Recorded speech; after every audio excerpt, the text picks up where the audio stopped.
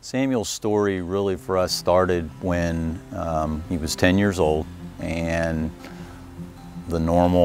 doing the things a normal 10-year-old boy does, playing baseball, active in school, and at the time had been training for his first Boulder. The Boulder has been an event for my family that has always been very, very special. My sister lives in Boulder, but both my father and I, all three of us, have been runners our entire lives, and the Boulder had become kind of an annual get-together, family reunion for us, at least for running. And Samuel had kind of caught the bug and decided he wanted to train for it as well. And so beginning in January of that year, he started training and was getting up before school, and he was really doing well and was really in great shape and was really looking forward to the race. And it was about 2 weeks before the Boulder when his cancer was discovered.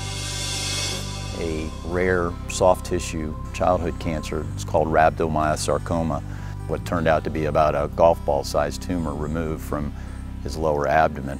Despite my hopes that maybe the doctors would still let him run, they decided that it would not be a wise thing to do and said, look, there will be other Boulders. And my wife and I were both very hopeful that that was in fact going to be the case. There would be many Boulders for us to run. Samuel took the trip with us and told us, you know what, Dad, I really want to, next year, I'm going to come back and I'm going to do this. Went through about 6 months of chemotherapy, which was just really very difficult for us to watch and feel somewhat helpless in watching him go through this. And I know it was very painful and difficult for him. It sucked. They felt very confident that they had addressed the cancer, that it was they don't use the term remission at this point because of the type of cancer. It's something that we'll continue to monitor, but the prognosis is very good. In 2012, Samuel again said, I'm going to run the Boulder, and so we started from scratch, but he did it, and we tried to experience every part of the Boulder.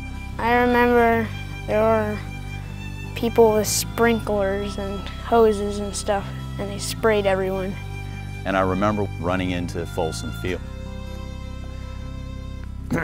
And probably the happiest moment I think that I had ever had.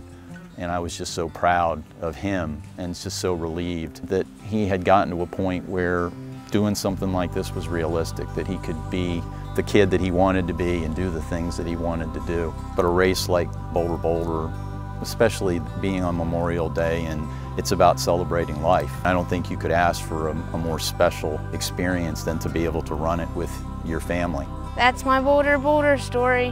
What's yours?